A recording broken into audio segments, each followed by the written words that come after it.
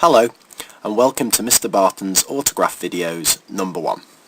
In this first video we're simply going to look at a few selection issues in Autograph and how we might go about creating a shape. The first thing to notice is that I am in what's known as standard mode. This means that I can do many of the very basic functions on Autograph, but I don't have to get bogged down in any complicated degrees, radians and the kind of thing you'd need for post-16 mathematics.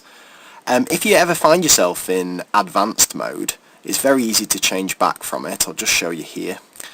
If you go to View and Preferences, then you should notice in General that you can choose your level, Standard or Advanced. So I'll just show you what Advanced looks like. If you click on Advanced and OK, then we get all these funny degrees and radians and things like that we probably don't need for most of our maths. So let's go back to standard mode.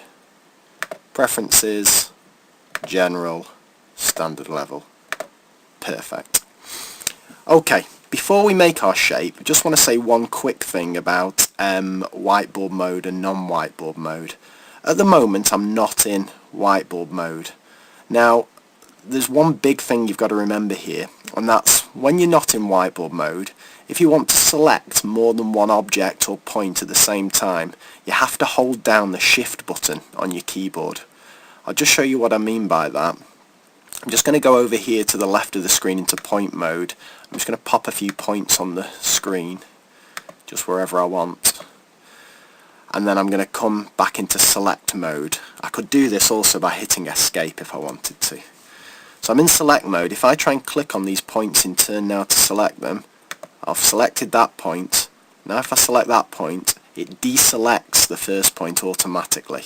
However, if I hold down Shift now and click on them, I can select points left, right and centre. So that is non-whiteboard mode. If however I go into whiteboard mode, first thing you notice is I get this thing here, a keyboard up in front of me. This is a very useful function in Autograph. Very important feature. I can enter in things if I want there, equations and all that kind of stuff. Okay, just pop that to one side. Now I'm in whiteboard mode, I can just click on points left, right and centre and they'll be selected. So it's very important you choose what mode you're in. Anyway, let's have a look at making a shape. So I'm going to stay in whiteboard mode for now. I'm just going to click away to deselect all my points. And I'm just going to create a shape. So I'm going to move my points into position to create maybe some kind of rectangle. And I'm going to select my points in turn. First point, second point, third point, fourth point. With them all selected, I'm going to right click and hopefully on my menu I get Group to Shape. Click it and there's my lovely shape. I can move this round, adjust points. I can click on the whole thing and drag it around. I can change the colour of it if I want by clicking up here.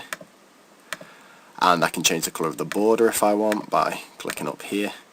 One final thing to notice is I'm a bit restricted where I can actually move this. I can only go to integer coordinates.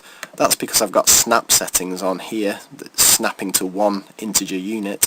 If I change it to 0.1, then I can move things a little bit more precisely.